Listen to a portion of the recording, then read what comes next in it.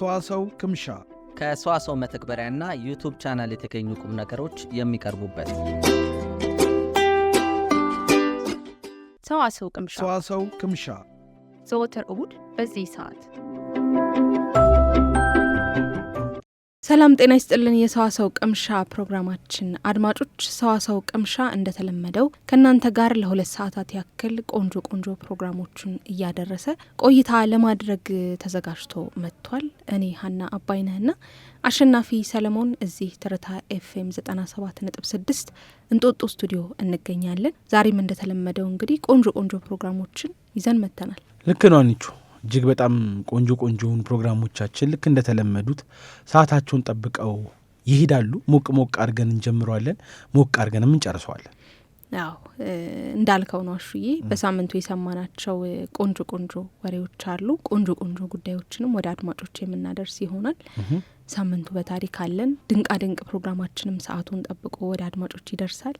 እንዲሁም ደግሞ በሰዋሰው ፖድካስቶች ኔትወርክ በዚህ ሳምንት ምን ፕሮግራሞች ተዘጋጅተዋል። አድማጮች ወደ ሰዋሰው ፖድካስቶች ኔትወርክ እንዲሁም ወደ ሰዋሰው ሳይንስ ኤንድ ቴክኖሎጂ የዩቲዩብ ቻናል በሰዋሰው ፖድካስቶች ኔትወርክ ስር ነው የሚገኘው። እሱ ወደ እነዚህ ቻናሎች ቢሄዱ ምን አዳዲስ ቪዲዮዎችን መመልከት ይችላሉ የሚለውንም የምናደርስበት ሰዓት ይኖረናል ማለት ነው። አድማጮች አብራችሁን ብትቆዩ ቆንጆ ነገሮችን ታገኛላችሁ። በጣም ብዙ ቆንጆ ነገሮችን አድማጮች ያገኛሉ። ልክ እንደ ሁልጊዜም እንግዲህ የምንጀምረው በተለይ ከሙዚቃ ግብዣ በኋላ በሳምንቱ የተሰሙ ጉዳዮችን እናነሳለን። ከዛ በፊት አድማጮች ራሱ በሳምንቱ ምን አዳዲስ ነገሮች ታዘባችሁ የኛም ጥያቄ ነው። አድማጮች ለሚጠይቁንም ጥያቄ በተለይ ከሰሞኑ በተለያዩ የማህበራዊ ሚዲያ ገጾች ላይ እየተላለፉ የሚገኙ ነገሮች እንዳጠቃላይ ዲጂታሉ ላይ አዳዲስ ነገሮች እየተሰሙ ይገኛሉ። በተለይ ደግሞ የሶሻል ሚዲያ አጠቃቀማችን፣ የማህበራዊ ትስስር አጠቃቀማችን ምን ያህል ነው፣ ምን አይነት ነው?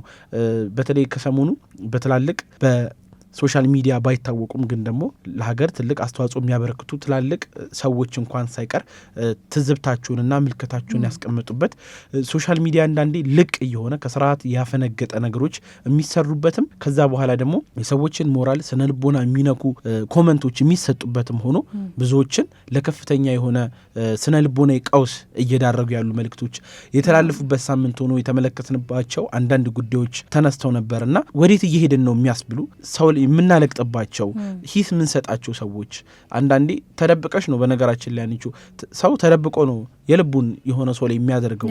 ምናልባት ከዚህ የባሰ አይነት ስነ ልቦናም አይምሮዊ እድገትም ያላቸው ሰዎች ግን ተደብቀው በሶሻል ሚዲያ የሚፈልጉትን ሰው የማይሆን አይነት መልእክቶችን እያስተላለፉ ብዙዎች ማህበራዊም እንደዚሁም ግለሰባዊ ስነ ልቦናዊ ጉዳት እያደረሱ እንደሚገኙ ተላልፎ ነበር። አዎ የሚገርም ግን አሹዬ ተደብቀው ያደርጉ ነበረ በፊት። አሁን ግን ሰዎች በግልጽ እንኳን ፕሮፋይላቸው ስማቸው የሚታይ ሆኖ በጣም ለመስማት የሚዘገንኑ ሀሳቦችን መስጠት ጀምረዋል። በጣም ደፋር እያደረገ ይመስለኛል ሰዎችንም ጭምር። ይሄ አጉል የሆኑ መልእክቶች ሲተላለፉ እንዲሁ በዝምታ ሲታለፉ ቀጥሎ ደግሞ እንደዛ እያለ ሰዎች በጣም እየተዳፈሩ ይመስለኛል። አሁን ከመጠን በላይ በተለይ ከባህል ከሃይማኖት እንዳጠቃላይ ያፈነገጡ መልእክቶች፣ ኮመንቶች ሰዎች የፈለጉትን ነገር የማድረግ መብት እንዳላቸው ሆኖ ከስር የሚሰጡ ኮመንቶች ግን አንዳንዴ ጥንቃቄ ቢደረግባቸው የሚል መልእክት አለ። ምክንያቱም አሁን ነገሮች ሁሉ ወደ ዲጂታል እየመጡ ነው የሚገኙት።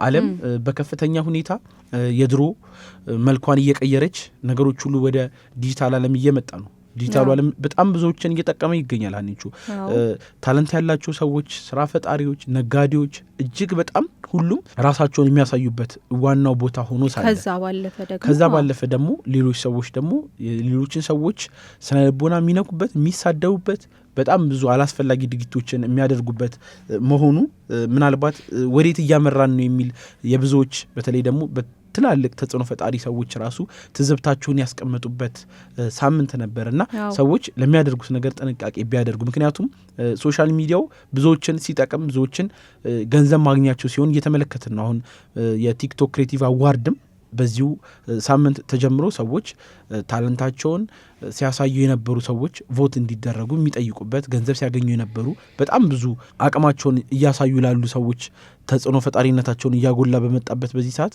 ነገሮች ግን እንደዚህ መስመር ሲስቱ ልክ አለመሆናቸውም ታይቷል። አዎ እንዳልከው ነው። ቲክቶክ ክሬቲቭ አዋርድም አመቱን ጠብቆ ተመልሶ መጥቷል። ብዙ ታለንት ያላቸው ስራቸውን በቲክቶክ የሚሰሩ ልጆችም ምረጡን እያሉ ይገኛሉ። በጣም ብዙ ገንዘብ ማግኛም ሆኗል። በተለይ ያሁኑ ሽልማት ደግሞ መኪና ነው እየተባለ ነው። ብዙዎች እየተፎካከሩበት ነው የሚገኘው። ለእንደዚህ ለጥሩ ተግባር መዋል ሲገባው አንዳንድ ጊዜ የሚለቀቁት ነገሮች ደግሞ የሚለቀቁትም የሚጻፉትም ነገሮች ከመስመር ያፈነገጡ መሆናቸው እጅግ በጣም አስነዋሪ መሆኑን ጭምር ለመንገር እንወዳለን። እንደተለመደው በሰዋሰው ቅምሻችን የተለያዩ ዝግጅቶቻችንን እያደረስን ወደ እናንተ እንቀጥላለን። የመጀመሪያ የሚሆነው ግን የሙዚቃ ግብዣ ነው። ከሙዚቃ ግብዣ በኋላ ስንመለስ ደግሞ በሳምንቱ ከሀገር ውስጥም ከውጭም ምን አዳዲስ ነገሮች ሰምተናል የሚለውን ወደ አድማጮች የምናደርስበት ሰዓት ይሆናል ማለት ነው። አድማጮች የምትገኙት በትርታ ኤፍኤም 97.6 በሚተላለፈው ሰዋሰው ቅምሻ ፕሮግራማችን ላይ ነው። አብራችሁን እንድትቆዩ እንጋብዛለን።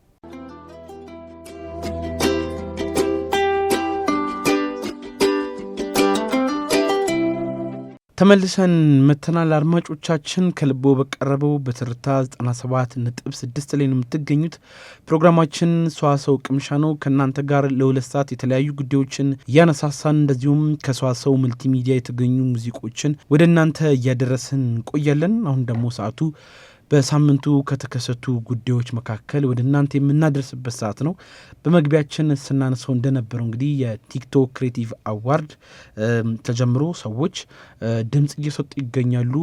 ታለንታቸውን፣ ችሎታቸውን የምታውቁት እናንተ እንግዲህ ለፈለጋችሁ ሰው ይህ ሰው የዚህ አመት ሽልማት ይገባዋል ለምትሉት መምረጥ ትችላላችሁ የሚል መረጃ በዚህ ሳምንት የተሰማበት ጉዳይ ዋነኛው ነው። ወደ ሁለተኛው የውጭ ዜና ስናልፍ ደግሞ ትራምፕንና የባይናንስ መስራቹን ዣኦ የተመለከተ ዜና እናገኛለን። ፕሬዚዳንት ትራምፕ ለግዙፉ የክሪፕቶ ከረንሲ መገበያያ ስርዓት ባይናንስ መስራች ቻንግ ፔንግ ዣኦ ምህረት አደረጉ ይለናል ይሄ ዜና።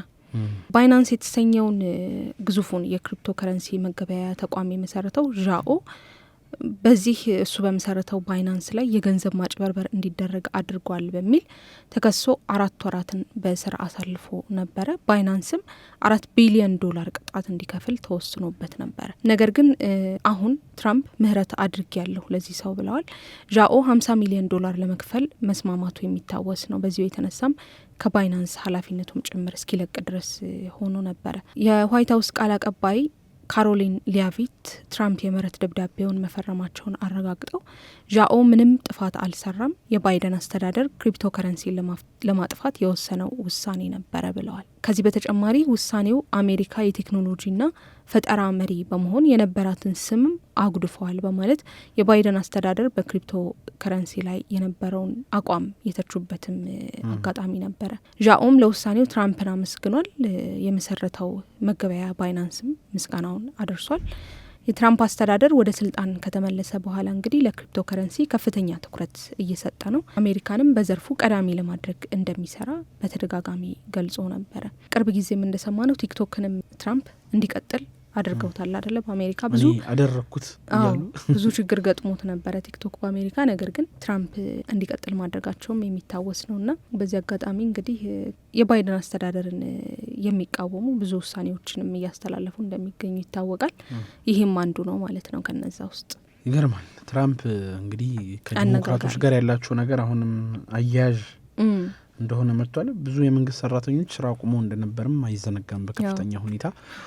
አሁንም ያ ችግር ሙሉ ሙሉ የተቀረፈ አይመስልም። ነገሮች እንግዲህ በአሜሪካ በዶናልድ ትራምፕ አስተዳደር ስለ እንዲህ እያሉ ብዙ አዳዲስ ነገሮችን የምንሰማበት የሚሆን ይመስለኛል። ሌላው ባሳለፍነው ሳምንት ብዙዎችን ያስገረመ አንድ ቀን ተከብሮ ነበረ። ባሳለፍነው ሳምንት ሐሙስ ዕለት እንግዲህ የሚያናዱትን የስራ ባልደረባውን በጥፊ የሚማቱበት ቀን ነው ተብሎ ተነግሮ ነበር። ከባድ እድሉን አግኝቼ ሀናን የመምታት እድል የነበረኝ ቢሆንም የዛለት ግን በጣም ምስኪን ሆና ነው ያለችው። ሳላደርገው ቀርቻለሁ። የሚቀጥለው አመት ግን በጉጉት ነው የምጠብቀው። እንግዲህ የቀኑ አላማ እናጠቃላይ ሰዎች በስራ ቦታ ያላቸውን ብስጭት እንግዲህ ጉዳት በሌለው በሚያስቅ ብጥብጥ በሌለው መንገድ እንግዲህ እንዲገልጹ ለማበረታታት ነው ይህ ቀን እንዲታሰብ እንዲከበር መወሰኑ። ጥፊ ምቱ የሚለው ቃል ግን እሱን የሚያበረታታ አይነት ሀኒቹ ጥፊ አይነት አለ። ያው አይ ቲንክ አንዳንድ ጊዜ እኮ በእንግሊዘኛ የሚሏቸው በግልጽ ቃል በቃል የማይተረጎሙ ቃላት ወደ አማርኛ ሲመጡ ትንሽ ከበድ ይላሉ። አንዳንድ ሰው እኮ ንዴቱን ብስጭቱን እቃ በመስመር ብርጭቆ በመስመር ምናምን፣ ትንሽ ሆነች ደግሞ ወላጆች እቃ ውርወር ነው በቃ መወርወር ነው። በጣም ከብዙ ውርወራ የዳንኩ ልጅ ነኝ በነገራችን እና አንዳንድ ጊዜ በቃ ጥሩ ነው፣ ግን ይሄኛው ግን በመጥፎ አይነት ሳይሆን በጥሩ ቀለል ባለች ሀሳብ መግለጽ ነው። እንደዛ ቢሆን የሚል ሀሳባቸውን ለማጋራት እንጂ ፈጽሞ የሰውን እንትን ክብር የሚነካ ጥቃት ለመፈጸም አለመሆኑን እንግዲህ ሰዎች በቢሮ ህይወት ውስጥ በቃ በጣም ከፍተኛ አንዳንድ ጊዜ የሚያስከትልባቸውን ምሬት በቀል እንዲገልጹት እንደዚሁም ደግሞ በቀላሉ የሚያልፉበት ሆኖ ለማስተማርም የታሰበ ቀን ነው። በዋነኝነት እንግዲህ የሚከበረው በማህበራዊ ሚዲያ ላይ በሚሞች፣ በቀልዶች፣ በአስቂኝ ጽሁፎች ነበረ። ይህ ቀን እንግዲህ በ2000ዎቹ መጀመሪያ ላይ በኢንተርኔት ላይ እንደ ቀልድ ተጀምሮ ተብሎ ይታሰባል። ታዲያ አሁን ላይ በከፍተኛ ሁኔታ እንግዲህ ባሳለፍነው ሐሙስ ከተለያዩ ዓለም ሀገራት ያሉ ሰዎች ይህንን ቀን ሲያከብሩት ውለው ነበር። እኛም ለማክበር ሞክረን ነበር። ያው በጥፊ እየተማቱ ግን አልነበረም ያከበሩት። ሀና ምስኪን ስለሆነች ነው የተሆናት። የሚገርም ነው በጣም አንዳንድ ጊዜ የምንሰማቸው ነገሮች፣ በተለይ ደግሞ ይሄ በስራው ዓለም በፕሮፌሽናሉ ዓለም መሆኑ ትንሽ ለየት ያደርገዋል። ልክ ነው። ሌላው በዚህ ሳምንት ከሰማናቸው ጉዳዮች መካከል እንግዲህ ሜካፕ በጣም ብዙ ጉዳ የምትወላኒቸው ሜካፕ ከመጠን በላይ ብዙዎችን የሚያከራክር ውበት ይጨምራል ወይስ መልክን ይቀይራል? ለእኔ መልክን ይቀይራል። ፈጽሞ የሚቀይርበት አጋጣሚ አለ። አዎ በተለይ ሴቶች ወንዶች ሆነው የሚሰሯቸው ካራክተሮች አንዳንድ ጊዜ የምር ነው ምትያቸው ወንዶችም ሴቶችን መስለው የሚሰሩባቸው የተለያዩ ፊልሞችም ይሆናሉ፣ ሌሎች ነገሮችም ለማጭበርበር የሚሄዱባቸው መንገዶች ራሱ እጅግ በጣም አስገራሚ እየሆኑ መጥተዋል። እና ይህን ያለን ሰውት እንግዲህ የአረብ ሴቶችን ልብስ በመልበስ እንግዲህ ሜካፕ ተሰርተው ለመብረር ሲሞክሩ የተያዙ የሶስት ወንዶችን ታሪክ መስማታችን እጅግ በጣም አነጋጋሪ የነበረው ጉዳይ ነው። ነገሩ የሆነው እንግዲህ በአልጄሪያ የአውሮፕላን ማረፊያ ነው። በቁጥጥር ስር የዋሉት እነዚህ ሶስት ተጠርጣሪዎች በማህበራዊ ሚዲያ ላይ ከፍተኛ መነጋገሪያም እንዲሆኑ ያደረጋቸው ነገር ወንዶቹ ባህላዊ የአረብ ልብሶችን፣ ሂጃብን፣ ሜካፕን ይጠቀሙና ሴት መንገደኛ መስለው ወደ ዱባይ ለመብረር ነበረ አለማቸውና ሙከራቸው። ኑሮ ከብዷቸው ብዙዎች የተለያዩ አይነት መላምቶችን ሲሰጡ ነበረ። ታዲያ የአውሮፕላን ማረፊያው የጸጥታ አካላት እንግዲህ ከፍተኛ የሆነ ጥርጣሬ የተሞላበት ድርጊት ሲያደርጉ ይመለከቷቸዋል። መልካቸው፣ እንቅስቃሴያቸው በጣም ያደናግርና ለምርመራ ያቆሟቸዋል። ታዲያ እቅዳቸው ሲጋለጥ እነዛ ሰዎች ወንዶች ነበሩ። ከመረጃዎቹ እንግዲህ እንደተገለጸው እነዚህ ግለሰቦች ራሳቸውን ለመደበቅ ሲሉ ባህላዊ የሴት ሜካፖችን፣ ሂጃቦችን፣ የተለያዩ ነገሮችን አድርገው ወደ ዱባይ ለመብረር ከጫፍ ደርሰው የዚህን ያህል ማለት አንቹ መልካችሁን ሜካፕ ምን ያህል እንደለወጠ መመልከት እጅግ በጣም ቀላል ነው እና በፍጥነት በማህበራዊ ሚዲያ ቫይራል ከወጡ ጉዳዮች መካከል አንደኛው ይሄ ነው። እንግዲህ አንዳንድ ዘገቦች እንደሚጠቁሙት ከሆነ እነዚህ ወንዶች የተለያዩ የመድኃኒትና የህገወጥ የሰዎች ዝውውር መረብ ሊሆኑ ይችላሉ፣ ተጠምዶ እንደዛ ሊሄዱ ነው የሚሉ ያሉ። እንዳጠቃላይ ግን እነዚህ ናይጄሪያውያን እንግዲህ ወደ ዱባይ ሲበሩ አስቢ፣ ናይጄሪያውያን ናቸው፣ ቀይ ሆነው አንድ የዱባይ ቆንጆ ሴት መስለው እየበረሩ ነው ማለት ከባድ ነው። በጣም እጅግ በጣም ከባድ ነው እና ሜካፕ በጣም በጣም በጣም ብዙዎች ሀኒቹ በነገራችን ላይ ትዳራቸውን አይፈቱም አሉ ይባላል እንደዛ በሜካፕ ጉዳይ። ምናልባት አድማጮቻችን እስቲ ሀሳብ ካላችሁ እዚህ ላይ እኔ አንድ ትዝታ አለኝ የምትሉት ከሆነ በሰዋሰው ፖድካስት ኔትወርክ ቻናላችን ላይ ይሄኛው ፕሮግራም ይተላለፋል። እዛ ላይ ሀሳብ አስተያየቶቻችሁን እንድትሰጡንም እንጠይቃለን። የሚገርም ነው በጣም አሹ። በተለይ ደግሞ ናይጄሪያዊ ሆነው የአረብ ሴቶችን ለመምሰል መሆኑ የተሰራው ሜካፑ ምን ያክል ሊቀይራቸው እንደሚችል ማሰብ በጣም ቀላል ነው። እንዲህ እያለን እንግዲህ በዚህ ሳምንት የሰማናቸውን ጉዳዮች ወደ አድማጮች የምናደርስበትን ሰዓት እናጠቃልላለን። በቀጣይ ሙዚቃ ተገባብዘን እንመለሳለን። አድማጮች የምትገኙት ሰዋሰው ቅምሻ ፕሮግራማችን ላይ ነው። ሰዋሰው ቅምሻ እንግዲህ በሰዋሰው መልቲሚዲያ የሚዘጋጅ የሬዲዮ ፕሮግራም ነው። ሰዋሰው መልቲሚዲያ በስሩ እንዲሁም ሰዋሰው ፖድካስቶች ኔትወርክ ይገኛል። በሰዋሰው ፖድካስቶች ኔትወርክ የተለያዩ የፖድካስት ፕሮግራሞችን ጨምሮ አዳዲስ የሚወጡ ጉዳዮችንም ጭምር ወደ አድማጮች የምናደርስባቸው አሪፍ ፕሮግራሞች ይገኛሉ። ያንን ለመመልከት አድማጮች ሰዋሰው ፖድካስቶች ኔትወርክ ዩቲዩብ ቻናልን ሰብስክራይብ ማድረግ እንዲሁም ደግሞ የሰዋሰው መልቲሚዲያን አፕሊኬሽን ከጉግል ፕሌይ ለአንድሮይድ ተጠቃሚዎች እንዲሁም ከአፕ ስቶር ደግሞ ለአይኦኤስ ወይም አፕል ተጠቃሚዎች አውርደው እንዲጠቀሙ እንጋብዛለን። ወደ ሙዚቃው እንሄድና አድማጮች ስንመለስ ደግሞ ከሰዋሰው ፖድካስቶች ኔትወርክ ያገኘናቸውን አንዳንድ ፕሮግራሞች የምናስተዋውቃችሁ ይሆናል ማለት ነው። አሁንም አብራችሁ እንድትቆዩ እንጋብዛለን።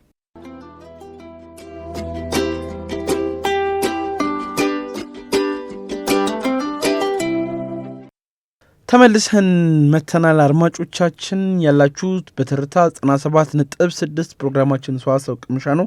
አሁን የምንገኝበት ሰዓት በሰዋሰው ፖድካስት ኔትወርክ በዚህ ሳምንት የተዘጋጁትን ፕሮግራሞች ለእናንተ የምንነግርበት፣ እናንተ ደግሞ ቀጥታ በዩቲዩብ እነዚህን ፕሮግራሞች የምትከታተሉበትን ፕሮግራም ይዘን የመጣ ነው። በተለይ በዚህ ሳምንት የተለያዩ አዳዲስ ጉዳዮች የተሰሙበት ሳምንት ነበረ። ምናልባት እጅግ በጣም አሳዛኙ ዜና የተሰማበት በተለይ የሀጂ የሙፍቲ ሞት ከፍተኛ የሆነ በእስልምናውም በክርስትናውም እንደ አጠቃላይ እንደ ሀገር ብዙዎች የተጎዱበት ያዘኑበት ሰኞ ዕለት ከፍተኛ ሃይማኖት አባቶች በተገኙበት እንግዲህ ስርዓተ ቀብራቸው ተፈጽሟል። ከሳቸው ጋር የተያያዘ ማናቸው የሚለው በሰኞ ዕለት ቪዲዮ ተሰርቷል በሰዋሰው ፖድካስት ኔትወርክ ላይ። ስለ የሙፍቲ ሀጂ እንግዲህ ማወቅ የምትፈልጉ ሰዎች ይህንን ታሪክ መመልከት የምትችሉ ይሆናል። ሌላኛው እንግዲህ የሙያ እድገትን የሚያፋጥኑ ምርጥ የኦንላይን ኮርሶች በተለይ አሁን እንዳልነው በመግቢያችን ላይ ነገሩ የዲጂታሉ ዓለም በከፍተኛ ሁኔታ እየሰፋ ሰዎች የሚማሩት አዲስ ነገር የሚያውቁት የሚገዙት የሚሸጡት በኦንላይን ሆኗል እና እውቀታቸውን የግላቸውን ክህሎት ለማሳደግ የሚጠቅሟቸው የተለያዩ የኦንላይን ኮርሶች ምንድናቸው የሚለውንም እንዲመለከቱት የተዘጋጀ ቪዲዮ አለ። ሌላኛው እንግዲህ ባሳለፍነው ሳምንት ትልቅ መነጋገሪያና ዜና አድርገን የነበረው የአዲስ አበባ የሸገር ደርቢ ዋናዎቹ ብዙ ደጋፊ ያላቸው ቡድኖች ማናቸው? ቡናና ጊዮርጊስ። ይህንንማ ለመመለስ ቡናና ጊዮርጊስ ከፍተኛ የሆነ ታሪካቸውን ሸገር ደርቢ መጀመሩን ተከትሎ እንግዲህ ያዘጋጀ ነው ፕሮግራም አለ። እሱንም በሰዋሰው ፖድካስት ኔትወርክ ላይ የቅዱስ ጊዮርጊስን የኢትዮጵያ ቡናንም ታሪክ አድማጮች መመልከት ይችላሉ። ከዚህ ጋር ተያይዞ እንግዲህ አንቺ ለዛሬ ለአድማጮቻችን አንድ ቪዲዮ ብንጋብዛቸው በተለይ ደግሞ በስነ ጽሁፍ ስርዓት ውስጥ ከፍተኛ ሊቅ የነበሩት የነጋድራስ አፈወርቅ ገብረ ኢየሱስ የህይወት ገጻቸው ምን ይመስላል የሚለውን ለአድማጮቻችን አድርሰናቸው ስንመለስ ደግሞ ሳምንቱን በታሪክ እንቀጥላል።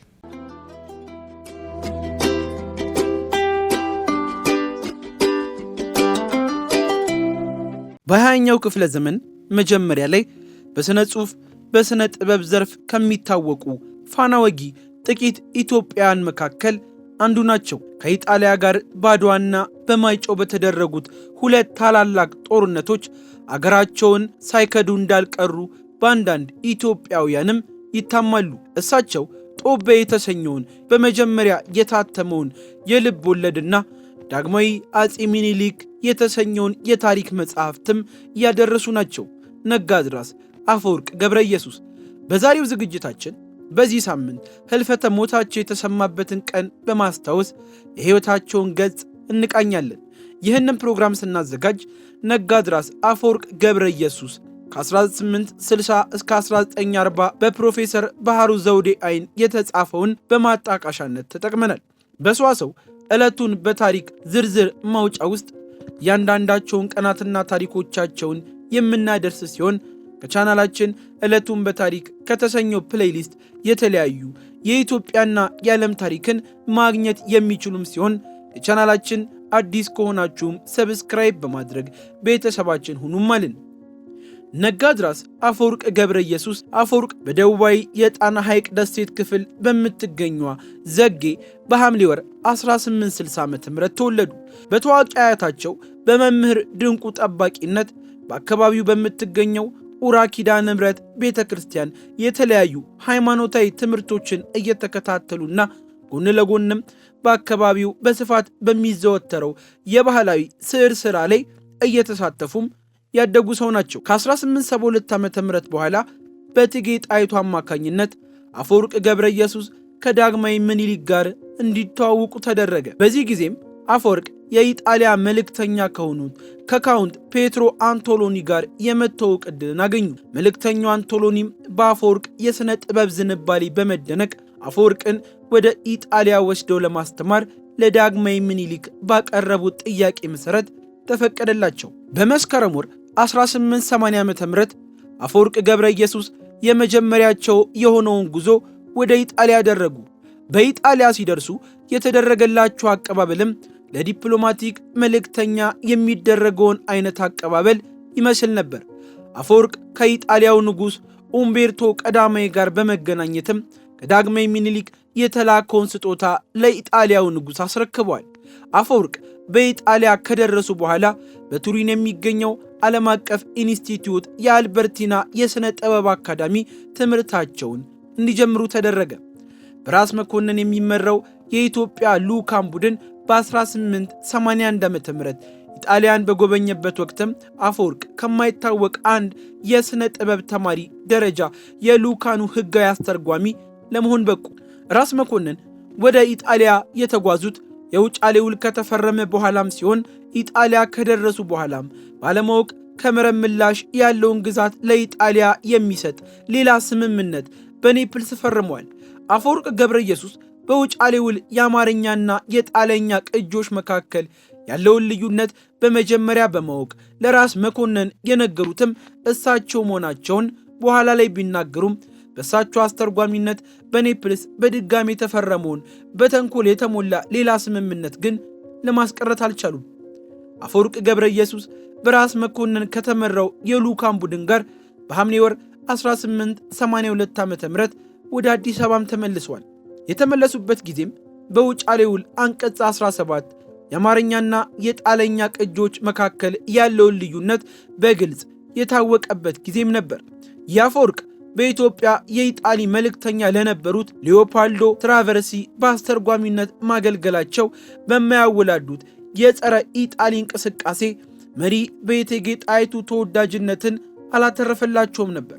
በእቴጌ ጣይቱና በአፈወርቅ መካከል ስለነበሩ አለመግባባት ሌሎች ምክንያቶችም አዘውትረው ይጠቀሳሉ። አፈወርቅ ወደ እንጦጦ ራጉኤል ቤተ ክርስቲያን ጫማቸውን ሳይወልቁ በመግባታቸው፣ አግባብነት የሌለው የእቴጌን ስዕል በመሳላቸው በሁለቱ መካከል አለመግባባት መከሰቱን በግልጽ አንዳንድ ምንጮችም ጽፈዋል። ሌሎች ምንጮች ደግሞ ስዕሉ ከናካቴው በአፈወርቅ ያልተሳለና በኢጣሊያ መንግስት በስጦታ የተላከ መሆኑን በመግለጽ በሁለቱ መካከል ለነበረው አለመግባባት ሽፋን ከመሆኑ ውጪ እውነተኛ ምክንያት አለመሆኑን በግልጽ ይከራከራሉ። አፈወርቅ ከእቴጌ ንዴት ለጊዜው የሚያመልጡበትን ዕድል አገኙ። በኢጣሊያ ወዳጅነት በእቴጌ የተጠረጠሩትን አፈወርቅ ገብረ ኢየሱስ የዳግማዊ ምኒልክ አጎትና አማካሪ የሆኑት የራስ ዳርጌ ልጅ ጉግሳ ዳርጌና የአዛዥ ዛማኔል ልጅ የሆኑት ልጅ ቅጣው ዛማኔልን ከእቴጌ ቁጣ በተቻለ መጠን ለማራቅ በመስከረም ወር 1887 ዓ.ም በዳግማዊ ምኒልክ ትእዛዝ በአማካሪያቸው በኢንጂነር አልፍሬድ ኤሊግ አማካኝነት ወደ ስዊዘርላንድ ወደሚገኘው ዓለም አቀፍ ኮሌጅ ለትምህርት በሚል እንዲሄዱ ተደረገ። የእቴጌን ንዴት ለማብረድ በሚል አፈወርቅ ከስዊዘርላንድ የክርስቶስን ስቅለት የሚያሳይ ምስል ወደ ኢትዮጵያ ለእቴጌ ቢልኩላቸውም እቴጌ ይስቀልህ ስቅል ያርግህ የሚል ምላሽ እንደሰጧቸውም ራሳቸው አፈወርቅ ጽፈዋል። አፈወርቅ በስዊዘርላንድ ሳሉ ከአድዋ ጦርነት 2 ወር በፊት በእናት ሀገራቸው ላይ የመጀመሪያውን የክህደት ተግባር ፈጸሙ። አፈወርቅ ገብረ ኢየሱስ ልጅ ጉግሳ ዳርጌና ልጅ ቅጣው ዛማኔል በታኅሳስ ወር 1888 ዓ.ም የስዊዝ ኢጣሊ ድንበርን አቋርጠው ወደ ኢጣሊያ በመግባት የኢጣሊያ መንግስትን ማገልገል ጀመሩ። ይህ የክህደት ተግባር ለፍሬ በቆም አፈወርቅ ከኢጣሊያ ወዳጅ ከትራቨርሲ ጋር ባደረጓቸው ግንኙነት ምክንያት እንደሆነም ይታመናል። አፈወርቅ በጎጃም ያላቸውን ንብረት ምናልባትም በእቴጌ ትእዛዝ የመወረሱ ዜና መሰማቱ አፈወርቅንና አብሯቸው ለትምህርት ወደ ስዊዘርላንድ የተጓዙትን 2 ልጆች ኢጣሊያን እንዲያገለግሉ ገፋፍቷቸው ሊሆን ይችላል ተብሎም ይገመታል። በኢትዮጵያ በኩል ስላለው አጠቃላይ ሁኔታ ታማኝ መረጃ ባለማግኘታቸው ምክንያት 3 ወጣቶች የኢጣሊያ ፕሮፓጋንዳ ሰለባ ሊሆን እንደሚችሉም ይገመታል። የክደቱ ምክንያት ምንም ይሁን ምን ኢጣሊያ ጊዜ ሳያጠፋ አፈወርቅንና ከሳቸው ጋር ያገኛቸውን 2 ውድ አገልጋዮች ከኢጣሊያ ወደ ምጽዋ ላከቻቸው። 3 ወጣቶች በታኅሳስ ወር መጨረሻ በ1888 ዓ.ም ምጽዋ የደረሱ ሲሆን በጥር ወር 1888 ዓ.ም አጋማሽ ደግሞ በኤርትራ የኢጣሊያ ጦር ዋና አዛዥ ከሆኑት ጀነራል ባራቴሪ ጋር ዕዳጋ ሐሙስ በሚገኘው ዋና ማዘዣ እንዲገናኙ ተደረገ። የኢጣሊያ ዋና ዓላማ ከ3 ወጣቶች መካከል የሸዋ ንጉሥ የነበሩት የሳህለ ሥላሴ የልጅ ልጅ የሆነውን ልጅ ጉግሳ ዳርጌን በዳግማዊ ሚኒሊክ ላይ ዘውድ ይገባኛል ጥያቄ እንዲያቀርብ በማድረግ ኢትዮጵያውያንን ለመከፋፈል የነበረ ቢሆንም እቅዱ ወደ ተግባር ሳይለወጥ ኢጣሊያ በአድዋ ሽንፈትን በመቅመሷ ወጣቶቹ አስመራ እንዲመለሱ ተደረገ። ይህንንም ተከትሎ አፈወርቅ ወደ ኢጣሊያ በመመለስ በሕይወታቸው መሠረታዊ የሚባሉ ተግባራቶችን ማከናውነዋል። በቱሪን ለአጭር ጊዜ በመቆየት ወደ ኔፕልስ በመጓዝ ከታዋቂው የኢትዮጵያ ወዳጅ ፍራንሲስኮ ጋለኒ ጋር በዓለም አቀፉ የኦሪየንታል ኢንስቲትዩት መስራት ጀመሩ። በ1896 ዓ.ም አፈወርቅ በቱሪን የተዋወቋትን ኡጌኒያ ሮዚንን አገቡ። በኔፕልስ በቆዩባቸው ከ1996 ዓ.ም እስከ 1904 ዓ.ም ድረስ በኢትዮጵያ የመጀመሪያ የሆነውን ጦቤ የተሰኘ የልብ ወለድና ዳግማዊ አጼ ሚኒሊክ የተሰኘውን የታሪክ መጽሐፍ ታዘጋጁ። የኢጣሊያ አማርኛ የንግግር ዘይቤና የተጓዦች መመሪያ የተሰኙ ጽሑፎችንም አፈወርቅ ያዘጋጁት በዚህ ጊዜ ነበር። በ1904 ዓ.ም አፈወርቅ በኤርትራ የኢምፖርት ኤክስፖርት ድርጅትን በማቋቋም ወደ ሀገራቸው ኢትዮጵያ ተጠጉ። የዳግማዊ ሚኒሊክ ሞትና የወጣቱ የልጅ ኢያሱ የሚኒሊክ አልጋ ወራሽ መሆን አፈወርቅ ኑሮን በአዲስ አበባ መልክ በኢትዮጵያ እንዲጀምሩ ተስፋ ስለሰጣቸው ልጅ ኢያሱን የሚያሞጋግሱ ግጥሞችን መጻፍ ጀመሩ። ይሁን እንጂ ልጅ ኢያሱ አለመታደል ሆኖ በሀገር ውስጥ በውጭ ጠላቶች ትብብር በ1908 ዓ.ም ከስልጣን በመወገዳቸው የስልጣን ጊዜያቸው አጭር ሆነ። በቀልጣፋ ስብዕናቸው የሚታወቁት አፈወርቅም ጊዜ ሳያጠፉ ልጅ ኢያሱን ባሞጉሱበት ብዕራቸው አወገዟቸው። ይህም በአዲስ አበባ የተሰየሙትን አዲሶቹን ባለስልጣኖች አስደሰተ። በመጨረሻም አፈወርቅ ተሳክቶላቸው በ1909 ወይንም በ1910 ዓ.ም በራስ ተፈሪ መኮንን ግብዣ ወደ አዲስ አበባ ተመልሰው ገቡ። በመጀመሪያው ሹመታቸውም በዩናይትድ ስቴትስ የኢትዮጵያ የንግድ ልዑክ ሆነው እንዲያገለግሉ ተደረገ። ከዚያም በመቀጠል የምስራቅ ኢትዮጵያ ጠቃሚ የንግድ ከተማ የሆነችው ድሬዳዋ ነጋድራስ ሆነው የተሾሙም ሲሆን ከ1917 እስከ 1922 ዓመተ ምህረት ድረስ ደግሞ በውጭ አገር ሰዎችና በኢትዮጵያን መካከል ያሉ ክርክሮች እንዲዳኝ የተቋቋመው ልዩ ፍርድ ቤት ፕሬዝዳንት ሆኖ በመሾም በከፍተኛ ታታሪነትም አገልግሏል። አፈወርቅ በ1910 መጨረሻ እንዲሁም በ1920ዎቹ መጀመሪያ በብርሃንና ሰላም ጠንካራ ትችቶችን ከሚያወጡት ጥቂት ጸሐፊዎች መካከል ዋነኛው ነበሩ። በዚህ ጊዜም ፍትሐ ነገሥትንና ይህንንም መሰረት በማድረግ ለበርካታ ክፍለ ዘመናት የግብፅ ቤተ ክርስቲያን ለኢትዮጵያ ጳጳሳት የመሾሟን ጉዳይ በሰላ ብዕራቸው አጥብቀው በመተቸት በአንዱ ጽሑፋቸው የእስክንድሪያ ካህናት ብቻ ጠዋትና ማታ ከእግዚአብሔር ጋር ቆይታ ያደርጋሉን? ለእነሱ ብቻ ከሥላሴ ጋር የሚነጋገሩበት የተለየ በእውቅ የተሰራላቸው ስልክ አላቸውን? ብለውም ጠይቀዋል።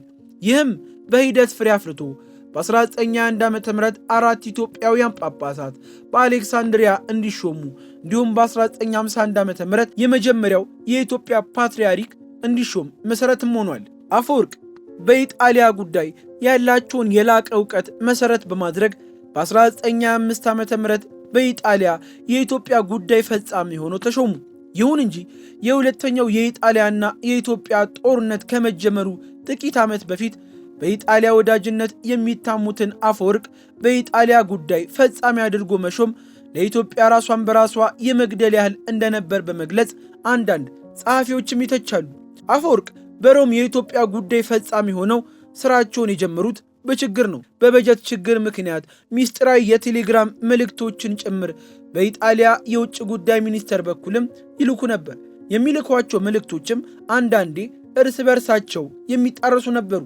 የኢጣሊያ የቅኝ ግዛቶች ጠቅላይ ሚኒስትር አሌሳንድሮ ሎሳና ነጋድራስ አፈወርቅ ገብረ ኢየሱስ ኢትዮጵያ በጣሊያን በቅኝ ብትገዛ ብዙ ጥቅም እንደምታገኝ ኢትዮጵያም የምትድነው በኢጣሊያ ስትገዛ ነው ብለው እንደሚያምኑ የተናገሩም ሲሆን ራፋኤል ጓርኢግሊያ የተባሉ ሌላ ከፍተኛ የኢጣሊያ ባለስልጣን ደግሞ አፈወርቅን ኢጣሊያ እንዳልገዛቻቸውና አፈወርቅ ራሳቸው የሚከተለውን ሚስጥር እንዳካፈሉትም ተናግሯል። ባደረኩት ሁሉ ሳትገረምና ለኔ ያለን ክብር እንዳጣህ አምናለሁ። ነገር ግን ያመንኩበትን አድርጌያለሁ።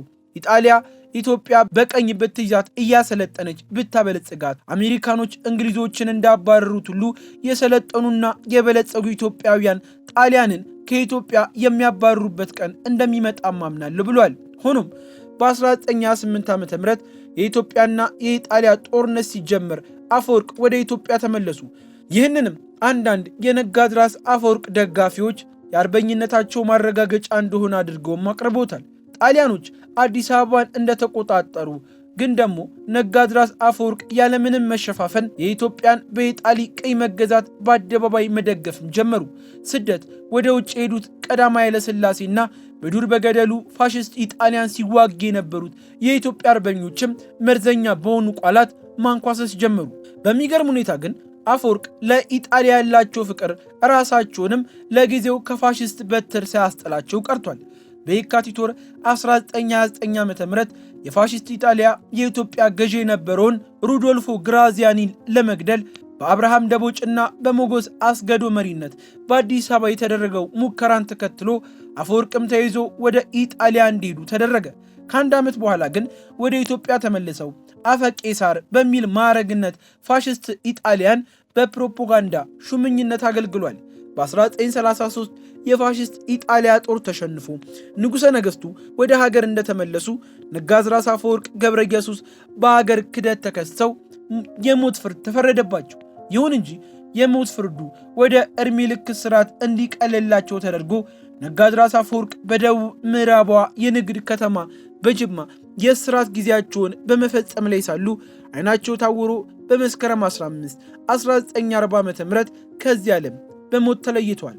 እኛም ይህንን ቀን በማስታወስ ታሪካቸውን እንደዚህ አስታወስን።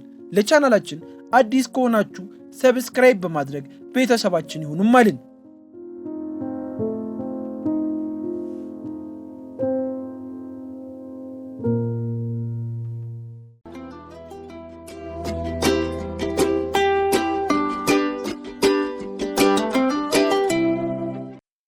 ተመልሰን መተናል። አድማጮቻችን ሰዋሰው ቅምሻ ፕሮግራማችን አሁንም እንደቀጠለ ነው።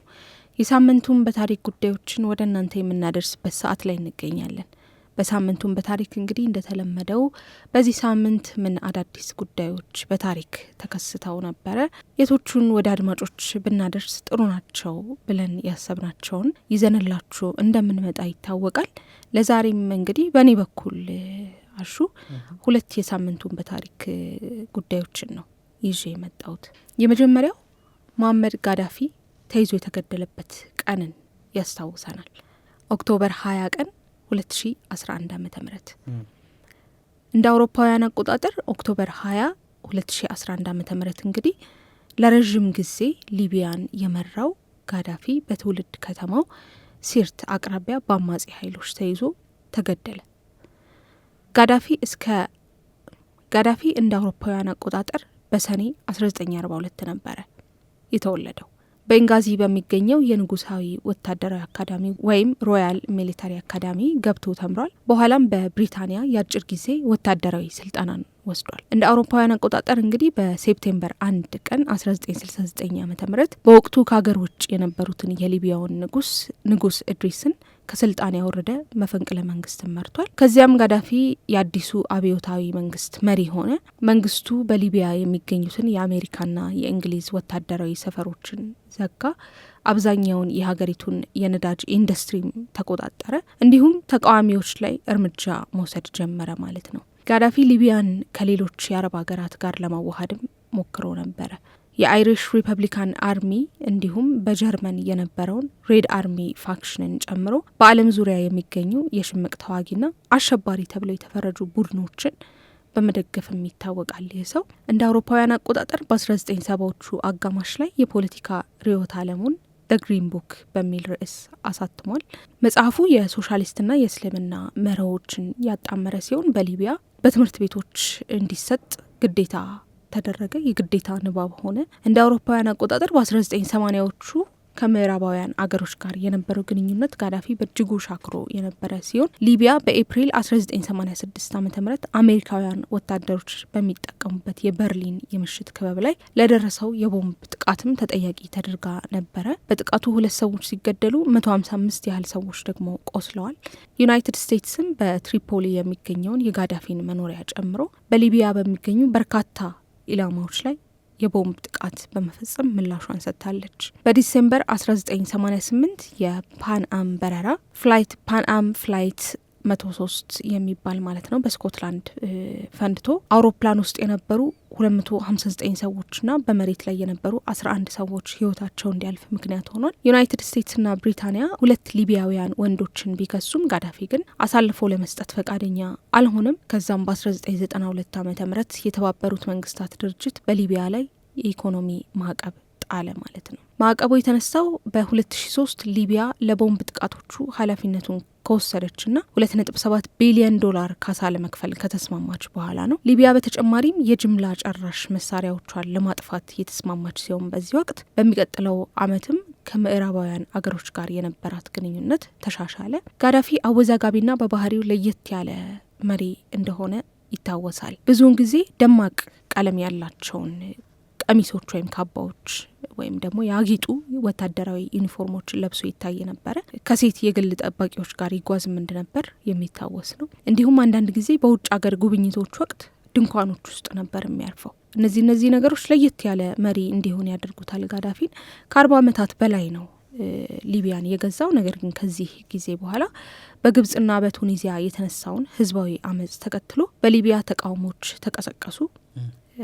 በዚህም ወቅት ነበር እንግዲህ በየካቲት 2011 ዓ.ም የጋዳፊ መንግስት መፈራረስ የጀመረው። ጋዳፊ ተቃዋሚዎቹን በኃይል ለማፈን ሞክሮ ነበረ። ነገር ግን በኔቶ የተደገፉ አማጺ ተዋጊዎች በነሐሴ ወር ዋና ከተማዋን ትሪፖሊን ተቆጣጠሩ። ጋዳፊ ለመሰወር ቢሞክርም በኦክቶበር 20 ቀን 2011 ዓ.ም በዚህ ሳምንት ማለት ነው ሲርት አቅራቢያ ተገኝቶ ተይዞ ተገደለ ማለት ነው። እንግዲህ የጋዳፊ ሞት ብዙዎች የተለያየ አስተያየት የሚሰጡበት እንደሆነ ይታወቃል። የጋዳፊ ሞት ብቻ ሳይሆን አመራሩንም ጭምር ብዙዎች ለሊቢያም ለአፍሪካም ጥሩ መሪ ነበረ ይሉታል። ነገር ግን ምዕራባውያን የማይወዱት፣ አንዳንዶች ደግሞ የምዕራባውያን አመለካከት የሚደግፉ ሰዎችም ጭምር ደግሞ አምባገነን ነው፣ ሊቢያውያንን ጨቁኗል ብለው የሚያነሱት መሪ ነበረ። አወዛጋቢ እንደሆነ ቀጥሎ እንግዲህ ከ40 ዓመት በላይ የስልጣን ቆይታ በኋላ ህይወቱ በዚህ መልኩ ያለፈው በዚህ ሳምንት ነበር ማለት ነው። መልካም። ከዚህ ጋር እንግዲህ ተያይዞ ሀኒቾ በሰዋሰው ፖድካስት ኔትወርክ የጋዳፊ የመጨረሻ ሰዓታት ምን ይመስሉ ነበር የሚል ፕሮግራም አዘጋጅተን ነበርና እሱን ለአድማጮቻችን እናደርሳለን። አሜሪካ ጋዳፊን ለምን ገደለችው መልሱን አድምጠን እንመለሳለን። ያደመጣችሁን ስላላችሁ እጅግ አድርገን እናመሰግናለን።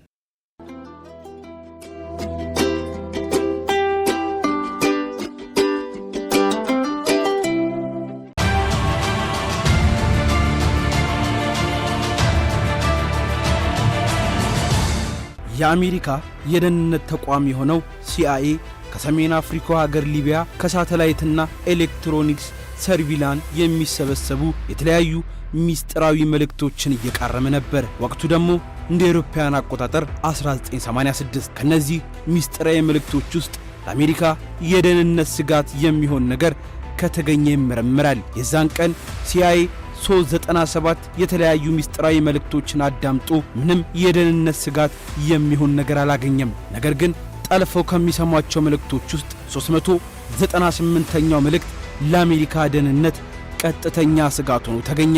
መልእክቱ ዝግጁ ሆናችሁ ጠብቁ፣ አሜሪካንን ለማጥቃት ተዘጋጁ የሚል ነበር። ይህ መልእክት የደህንነት ተቋም ውስጥ ከፍተኛ ድንጋጤን ፈጠረ። ከሊቢያ ተጠልፎ የተሰማው መልእክት ከጋዳፊ ከሚመራው መንግስት እንደሆነ ማወቅ ቢችሉም ጥቃት እንዲደርስባቸው የተለዩት አሜሪካውያን የትና መቼ እንደሆነ ግን ማወቅ አልተቻለም። ማጣራታቸውን ቀጠሉ። የዛኑ ቀን የሊቢያ ደህንነት ተቋም ጀርመን ከሚገኘው የሊቢያ ኤምባሲ ጋር መልእክትን እንደተለዋወጠና ጀርመን የሚገኘው የሊቢያ ኤምባሲ ለሊቢያ የደህንነት ተቋም ትሪፖሊ ዊ ዊል ሃፒ ዌን ዩ ሲ ዘ ሄድላይን ቱሞሮ የሚል መልእክት እንደላከ ደረሱበት። በመጨረሻም ጥቃቱ ጀርመን ውስጥ በሚገኙ አሜሪካውያን ላይ ሊፈጸም እንደታሰበ አረጋገጡ። ጥቃቱን ለማስቆም በቂ ጊዜ ግን አልነበራቸውም። የዛን ቀን ምሽት አንዲት የጀርመን ከተማ ውስጥ አሜሪካውያን የሚያዘወትሩት መሸታ ቤት አንዲት ሴት በሻንጣ ውስጥ ቦምብ ይዛ የመሸታ ቤቱ ሶፋ ላይ አስቀምጣው ሄደች። ከጥቂት ደቂቃዎች በኋላ ቦምቡ ፈንድቶ 230 ሰዎች ሲቆስሉ 2 የአሜሪካ ወታደሮች ደግሞ ሕይወታቸው አለፈ። ሲአይኤ እና የአሜሪካው ፕሬዝዳንት ሮናልድ ሬገን ከዛን ጊዜ በኋላ ጋዳፊ መወገድ እንዳለበት ወሰኑ። የወቅቱ የሲአይኤ ዳይሬክተር የነበረው ዊሊያም ኬዚ ጋዳፊን በምን አይነት መንገድ ማስወገድ እንደሚቻል ሐሳብ አቀረበ። ጋዳፊን መግደል ቀላል አይደለም። ብዙ ሺህ በተጠንቀቅ የሚጠብቁት ጥበቃዎች አሉ። ከዚህም በተጨማሪ 40 እጅግ የሰለጠኑ ደናግላን የግል ጠባቂዎች ስላሉት እሱም መግደል በእጅጉ ፈተና እንደሚሆንባቸው ከብዙዎች ከያቅጣጫው የተለያዩ ሐሳቦች ቀረቡላቸው። የነበረው አማራጭ የአየር ጥቃት በአሳቻ ሰዓት መፈጸም ነበር። የሊቢያ መንግስት የሽብር ጥቃቶች እንዲፈጽሙ ትዕዛዝ የሚሰጥበትን ቦታ ለማጥቃት አሜሪካ ወሰነች። ነገር ግን የሽብር ጥቃት እንዲፈጸም ትዕዛዝ ይሰጥበታል የተባለው ቦታ የጋዳፊ መኖሪያ ቤት ነው። የአሜሪካ ግብ በቀጥታ ጋዳፊን ከመግደል ይልቅ የጋዳፊ ቤት የሽብር ጥቃት የሚቀነባበረበት ቦታ የሚል ስያሜን በመስጠት የአየር ላይ ድብደባ አድርጎ በሂደቱ ጋዳፊን መግደል ነበር። ከዛም አሜሪካ ባቀደችው ጊዜ 2 የጦር ጀቶችን ልካ ጋዳፊ ይገኝበታል በተባለው ሰዓት መኖሪያ ቤቱ ላይ ቦምቦችን አዝንባ ተሰወረች። አሜሪካ በጥቃቱ ጋዳፊ እንደሚሞት እርግጠኛ ሆና ሰበር ዜናን ትጠባበቅ ያዘች። ከቀናት በኋላ ግን ኮሎኔል ጋዳፊ አንዲት ቦታ ሳይጫር በአገሪቱ ብሔራዊ ቴሌቪዥን ጣቢያ በቦምብ ጥቃቱ የተጎዱ ሊቢያውያንን ሆስፒታል ሄዶ ሲጎበኝ ታየ። ያኔ የሲአይኤ ጋዳፊን በቀላሉ ማስወገድ እንደማይችል ተረዳ። ሁለተኛ አማራጩንም መጠቀም እንደሚገባ አመነ። ሁለተኛው አማራጭ ጋዳፊን የሚቃወሙ ሊቢያ ውስጥ የሚገኙ አማጽያንን ወይንም ተቃዋሚዎችን በሁለት ዘርፍ መርዳት ወይ ደግሞ ህዝቡ የሀገሪቱ መንግስት ላይ ከዳር እስከ ዳር እንዲያምጽ ማድረግ የሚል ነበር። አሜሪካ የተለያዩ አማጽያንን በማሰልጠንና ማስታጠቅ ተያዘች። ነገር ግን እነዚህ የተለያዩ አማጽያንን አንድ ላይ አቀናጅቶ የጋዳፊን መንግስት የሚጥል መሪ እንደሚያስፈልግ ሲአይኤ በእጅጉ ተረዳ። ከብዙ ጥናቶች በኋላ አንድ ሰው ተገኘ። የተገኘው ሰው ኮሎኔል ካሊፋ ሀፍተር ይባላል። ይህ ሰው በአንድ ወቅት ጋዳፊ ወደ ስልጣን ሲመጡ አብሮት የነበረ ታማኝ የጦር መሪና አገልጋዩም ነበረ። ጋዳፊ ስልጣን ላይ በነበረበት ወቅት ሊቢያ ከጎረቤት ሀገራት ቻድ ጋር ጦርነቱ ስትገባ የሊቢያ ጦር የመራውም ይህ ሰው ነበር። እንደ አጋጣሚ ታዲያ ይህ ኮሎኔል በጦርነቱ ወቅት በቻድ ወታደሮች ተማርኮ ታስሯል። ጋዳፊ የጦር መሪው ካሊፋ ሀፍተር እንዲፈታ ጥረት ከማድረግ ይልቅ እስከ መፈጠሩ በጭራሽ ረስቶታል። ካሊፋ ሀፍተርም ለ7 ዓመታት በሲአይኤ ቻድ መንግስት ታስሮ ቆየ። ይህ መረጃ ያለው ሲአይኤ የቻድ ፕሬዝዳንት ጋር ደውሎ ካሊፋ ሀፍተርን እስር ቤት ሄዶ 2 አማራጮችን እንዲሰጡት አደረገ። አማራጭ 1 እዚህ እስር ቤት በስብሰና የጦር ምርኮኛ ሆነ ትሞታለህ፣ ወይስ እንደዛ በታማኝነት ያገለገልከው የሀገርን መሪ ጋዳፊ ክህደት ስለፈጸመብህ እስከ መፈጠርህም ስላላስታወሰ ፈቃደኛ ሆነ ከኛ እስር እንፍታህና አሜሪካም ዜግነት ትስጥህና ከሲአይኤ ጋር አብረ ትሰራለህ የሚል ጥያቄ ይቀርብለታል። የተበታተኑትን አማጽያን አደራጅተህ ሊቢያ ናሽናል አርሚ የሚባል ጦር እዚሁ ቻድ ውስጥ አቋቁም የሚል ትዕዛዝም አገኘ። ሲአይኤ በጦርም በመሳሪያም በታክቲክም በሐሳብም በሁሉም ነገር ይረዳሃል የሚል አማራጮች ቀረቡለት። የኮሎኔል ካሊፋ ሂፍታር ምርጫ መገመት ይቻላል። ሁለተኛውን አማራጭ ተቀበለ። ሲአይኤ ካሊፋ ሂፍታርንና አማጽያኑን ጎረቤት ሀገር ቻድ ውስጥ እየረዳ እያሰለጠናቸው አቆያቸው። ነገር ግን ያልታሰበ ነገር በመሃል ተፈጠረ።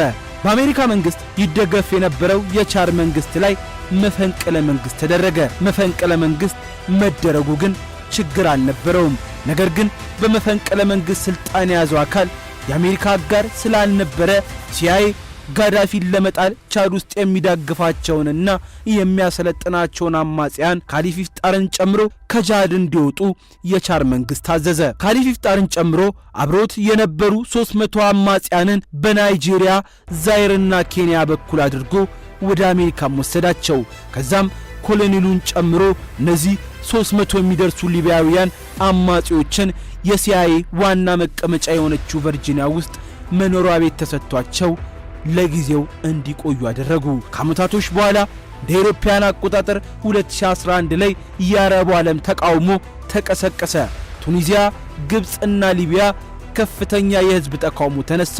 ይህንን አጋጣሚ ለ30 ዓመታት ጓግቷ ስትጠብቅ የነበረች አሜሪካ ካሊፋ ሂፍታርና አማጽያኑን ወደ ሊቢያ በማስገባት አመጽና ጦርነቱ እንዲፋፋም አደረገች። ጋዳፊም በአማጽያኑ የተከፈተበት ጦርነት ለማክሸፍ ከልክ በላይ እርምጃዎችን መውሰድ ጀመረ። በዚህ መሃል የቀድሞ የአሜሪካ ፕሬዝዳንት ባራክ ኦባማ ከኔቶ ጋር በመቀናጀት የአየር ላይ ጥቃቶችን ሊቢያ ላይ ይፈጽም ጀመር። አማጽያኖቹ ከአሜሪካ በሚያገኙት ድጋፍ ምስራቅ ሊቢያን መቆጣጠር ቻሉ። ካሊፋ ሂፍታር በመሬት ይዋጋል፣ አሜሪካ በሰማይ ታግዟለች። ከ6 ወራት ጦርነት በኋላ የሊቢያ ዋና ከተማ በአማጽያኑ ቁጥጥር ስር ወደቀች። ጋዳፊና ልጆቹ ተበታትነው ተደበቁ። አማጽያኑና ሲአይኤ ተቀናጅተው ጋዳፊ ከተደበቀበት ለማግኘት አሰሳቸውን ቀጠሉ። በመጨረሻም ኔቶ ጋዳፊ የሳተላይት ስልክ ተጠቅሞ የደወለበትን የስልክ መስመር መጥለፍ ቻለ።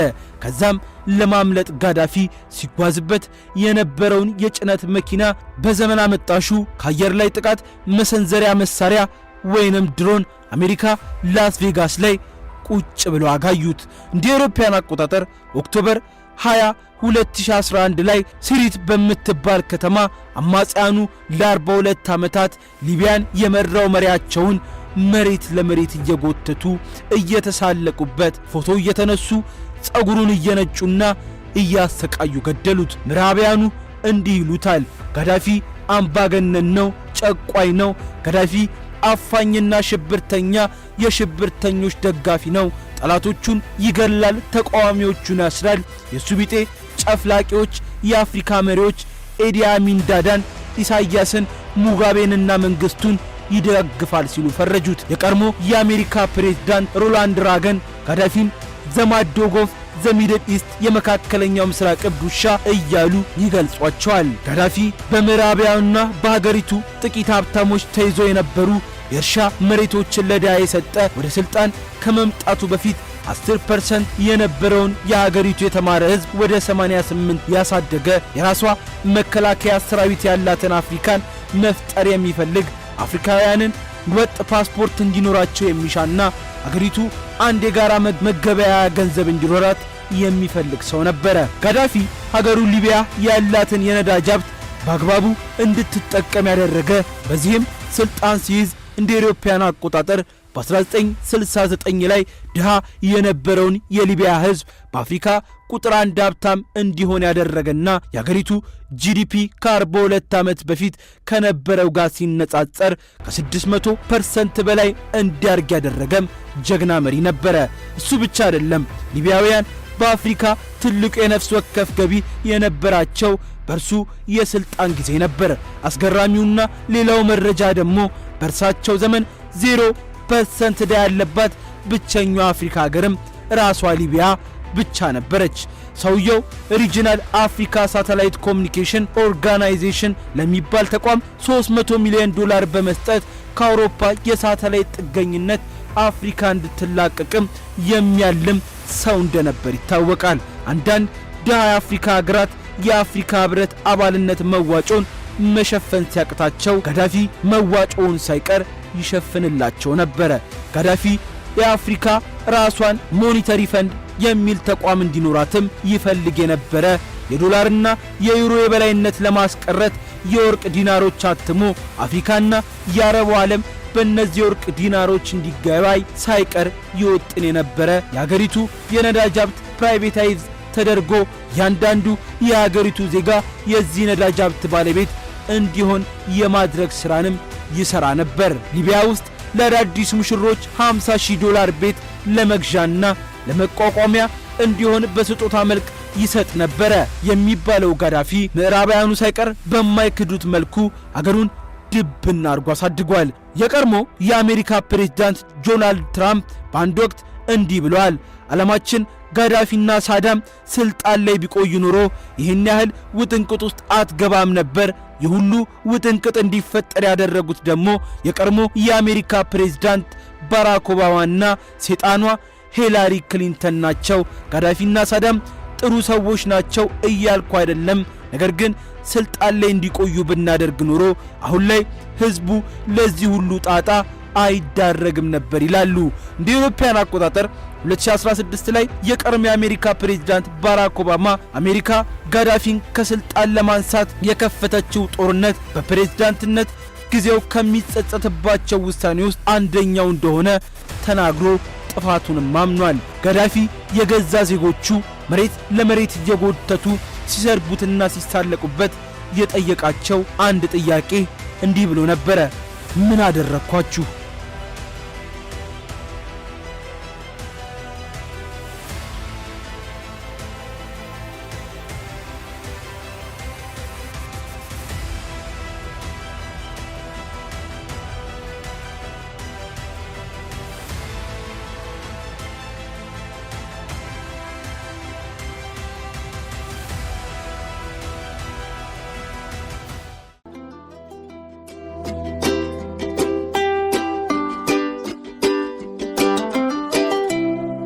አድማጮች እያደመጣችሁ የምትገኙት ሰዋሰው ቅምሻ ፕሮግራማችንን ነው። ሰዋሰው ቅምሻ በትርታ ኤፍኤም 97.6 በየሳምንቱ ወደ እናንተ የሚደርስ ፕሮግራም ነው።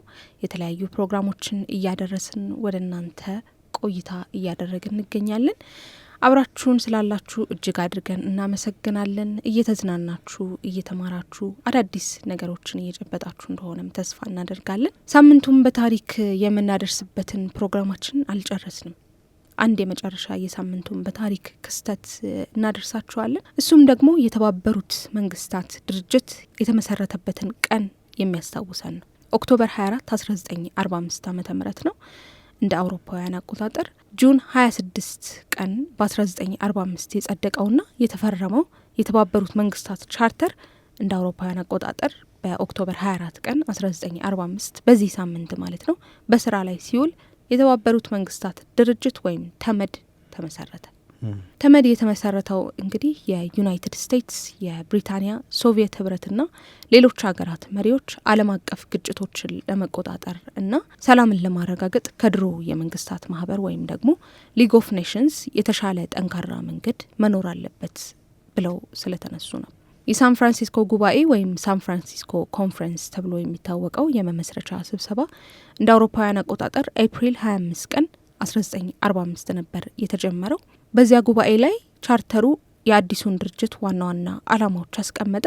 መጪውን ትውልድ ከጦርነት ሰቆቃ መታደግ፣ ሰብአዊ መብቶችን መጠበቅ፣ ማህበራዊ እድገትን፣ የተሻለ የኑሮ ደረጃንና ነጻነትን ማሳደግ፣ የሁሉም ህዝቦች እኩል መብቶችን እንዲሁም የራስን እድል በራስ የመወሰን መብትን ማክበር እንዲሁም ደግሞ በኢኮኖሚያዊ፣ ማህበራዊ፣ ሰብአዊ ችግሮች ላይ ዓለም አቀፍ ትብብርን ማበረታታት የሚሉ ነበሩ።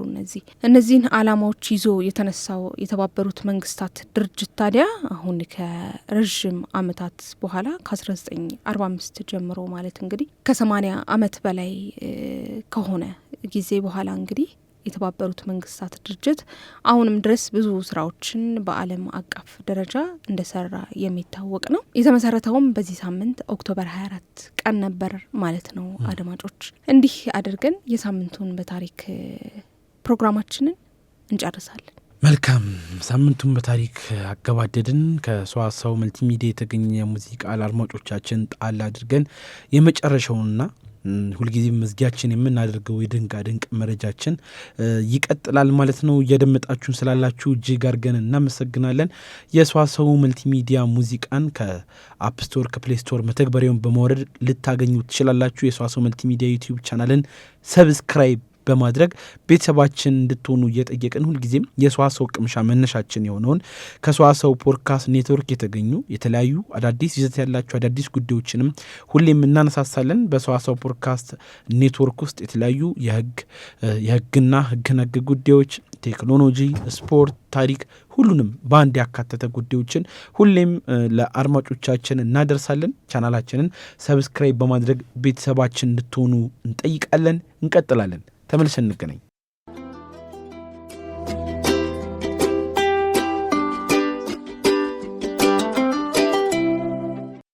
ፕሮግራማችን እንደቀጠለ ነው። ሰዋሰው ቅምሻ ፕሮግራማችን እንዲህ እያለ ወደ መጨረሻው የድንቃ ድንቅ ሰዓታችን ደርሷል። አሹ ለዛሬም ይዘህልን የመጣኸውን የድንቃ ድንቅ ፕሮግራም ታደርሰንና በዛው መዝጊያችን እናደርጋለን ማለት ነው። ለዛሬ እንግዲህ ከሌላው ቀን በተለየ ሁለት ጉዳዮችን እናነሳለን።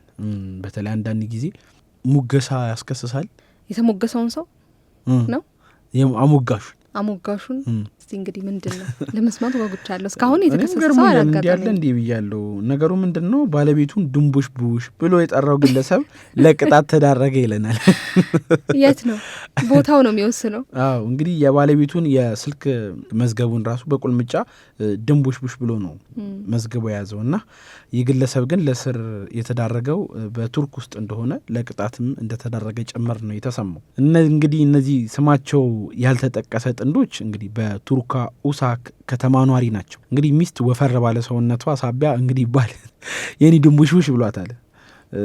እናም እሷ ምቾት አልሰጠኝም በሚል ነው ፍቺ እስከ መፈጸም ድረስ የደረሱት። ክሱ ነው ያልገባኝ እንጂ ፍቺው እሺ። ከዚህ አልፎም እንግዲህ ባለቤቷ ከስልክ ቁጥሯን ተንቀሳቃሽ ስልኩ ላይ ድንቡሽቡሽ ብሎ መዝገቡ መያዙ ምቾት ያልሰጣት ይቺ ሚስት ነገሩን ወደ ፍርድ ቤት ትወስደዋለች። ባለቤቷንም ትከሷለች። እናም የቀድሞ ባለቤቴ በሰውነት አቋሜ ተሳልቋል በሚል ፍርድ ቤት የመሰረተችው ክስ ተቀባይነትን እስከ ማግኘት ነው የደረሰው። ይገርማል በጣም። ተሳድቦ ነው ወይ ድንቡሽቡሽ ወይ በአማርኛ ነው ቆንጆ ቃል የሚሆነው ድንቡሽቡሽ? ምንድን ነው ያደረገው ሰው? እንግዲህ ወደ አማርኛ ድንቡሽቡሽ ነው ያላት። እንግዲህ ያው ነው ድንቡሽቡሽዬ። የሚገርምህ አሹ ከቃላት ጋር ምናልባት ከቃላት ጋር ሊያያዝ ይችላል። ግን የዚህ አይነት እንግዲህ ባል እንደዛ አያደርግማ።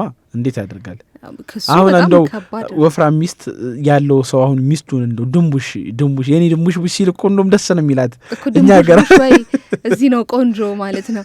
አንዳንድ ጊዜ እኮ ሌላ ሀገር ጥሩ መስሎ የምትጠቀመው ቃል ሲተረጎም ግን ሌላ ትርጉም ሊሰጥ ይችላል ይመስለኛል አይደል? ግን ወደኛ ተመሳሳይ ቃል ስናመጣው ሰውየው ድንቡሽቡሽ ነው ያላትሽ እና ከባድ ነው ድንቡሽቡሽ ብለህ መከሰስ፣ ከዛ መከሰስ መታሰር እና ይህንን ተከትሎ እንግዲህ መጠኑ ያልታወቀ የገንዘብ ቁሳቁስ እንዲሁም የሞራል ካሳ ለቀድሞ ባለቤት ክፈል በሚል ፍርድ ቤት ይበይንበታል። ጉዳዩ በቱርክ በጣም መነጋገሪያ ሆኗል። ገሚሱ የቁልምጫና የፍቅር መጠሪያ በመሆኑ ይህ አይገባውም ይላሉ። ሌሎች ደግሞ ጥቃቅን የቤተሰብ ጉዳዮች አደባባይ ወጥተው የፍርድ ቤት ቅጣት ማስከተላቸው አስገራሚ ማሳዛኝ ነው ማለታቸውም እንደዚሁ ተሰምቷልና ድንቡሽቡሽ አስከስሷል። የሴቶች የሰውነት አቋም ላይ በተለይ ወፍራም ነሽ ብሎ መናገር አሁን አሜሪካ ውስጥ በተለይ ካየህ አሜሪካ ውስጥና ምዕራቡ ዓለም ላይ በአጠቃላይ በጣም ከባድ እየሆነ መጥቷል። ኮመንት መስጠት የሴት የሰውነት አቋም ላይ በተለይ ወፍራም ነሽ ብሎ መናገር በጣም ብዙ ሰዎች የሚሳቀቁበት ሆኗል ጊዜ ሆኗል። ለዛም ሳይሆን አይቀርም በጣም ብዙ የሰውነት አቋም ማስተካከያ ማዘውተሪያዎች እየተከፈቱ ያሉትና እንግዲህ ቦዲ ሼሚንግ ይሉታል እንደውም አሜሪካ ውስጥ የሰው ሰውነት ላይ ኮመንት በተለይ ደግሞ የሴቶች የሰውነት አቋም ላይ ወፍራም ነሽ ብለህ አስተያየት ከሰጠ ቦዲ ሼም አደረገ ተብለህ በጣም አንተ ነህ ሼም የምትደረገው ነው። ልክ ነሽ እና ከባድ ጊዜ ላይ ነው ያለ ነው። እንግዲህ ከዛ አንግል ምናልባት ተመልክተውት ይሆናል እንደዚህ አይነት ቅጣት ያደረሱበትና እጅግ በጣም ብዙዎች ሲነጋገሩበት ሲቀባበሉት የነበረው ጉዳይ ነው። ሌላኛው እንግዲህ በሀገር እንግሊዝ አንድ እንቆቅልሽ ተፈቷል ተብሏል። በተለይ በእንግሊዝ አስፈሪ ጭራቅ ነው የተባለው እንግዲህ በጣም ብዙ ሰዎች ሲነጋገሩበት አስፈሪ ጭራቅ አለ ሲሉት የነበረው እንስሳ የሰባ ድመት ሆኖ ተገኝቷል። እንግዲህ በእንግሊዝ የቀንድ ከብትን የሚበላ አካባቢውን ነዋሪዎችም ጭምር የሚያስፈራራ አስፈሪ ጭራቅ ነው ብለው ስያሜ የሰጡት ሚስጥር እንግዲህ ተፈቷል። ይህም ወፍራም ድመት ሆናን የተገኘችው ነገሩ እንግዲህ በዳርትሙር ረግረጋማ ስፍራዎች የሚንሸራሸር በጎችን የሚያጠቃ ሚስጥራዊ አውሬ እንዳለ በተደጋጋሚ በአፈ ታሪኮች ሳይቀር በነዋሪዎች ዘንድ ለረጅም ጊዜ ሲዘዋወር ቆይቷል። ነገር ግን በቅርቡ ሚስጥሩ ተፈቷል ሲል ዘጋርዲያን ያወጣው ዘገባ ያመላክታል። አንድ ሹፌር በአጋጣሚ እንዲሁም በስተት መንገድ ይስትና ወደዛ አካባቢ ታጥፎ ይገባል። ታዲያ ይህንን ያስፈራል የተባለውን አውሬ ቀርቦ ሲያየው በደንብ የጠቀበ ድመት ሆኗል። እንግዲህ የጫካ ድመት ምናልባት ወይ ደግሞ ከሰው ጋር ለመገናኘቱ ምናምን አውሬ አድርጎት እንስሳትን እስከ መብላት ያደረሰው የቤት ድመት ነው። ዝም ብዬ እየነዳው ነበር በድንገት እንግዲህ ይችን ግዙፍ ድመት አየኋት እና እዚያ ቆማ ቀጥ ብላ ስትመለከተኝ ነበር። ለመሸሽም አልሞከረችም። ድንገት እንደውም የምታጠቃኝ የሚመስል እንቅስቃሴ ነበራት ይላል እና በጣም አስጊ ትመስል ነበረ። ከዛም በኋላ እንግዲህ በፍጥነት ቦታውን ሸሽታ ለቀው ሄዳለች እና እዛ ጫካ ያለችው ወፍራም ድመት መሆኗን በፎቶም ጭምር አምጥቷል እና ለብዙዎች እንቆቅልሻቸው መፈታቱን የተለያዩ በተለይ በእንግሊዝ ያሉ ጋዜጦች ጭምር ርዕስ አርገውት ያወጡት ጉዳይ ነበርና ብዙዎችን ያስገረመ ጉዳይ ነው። እኛም ለአድማጮቻችን ድመትም ከባድ የሆነች አውሬ ትሆናለች እንዴ ጭራቅ እስከ መባል የሚያደርስ የሚል ስራ ትሰራለች እንደው ግርምትን ስላጫረብን ይህንን ሁለት ጉዳዮች አነሳንና ድንቡሽቡሽና ጭራቋ ድመት በዚህ ሳምንት ከተሰሙ እጅግ አነጋጋሪ አስገራሚ ጉዳዮች መካከል ዋነኞቹ ነበረ። ለዛሬ የሰዋሰው ቅምሻ ፕሮግራሞቻችን እነዚህን ይመስላሉ። እነዚህ ላይ እናገባድዳለን። እስካሁን ስናስተናግዳችሁ የነበር ነው አሸናፊ ሰለሞን፣ ሀና አባይነ ከዚህ ከእንጦጦ ስቱዲዮ ነበረ። ሌሎች የትርታ ፕሮግራሞች ይቀጥላሉ። መልካም ሰንበት።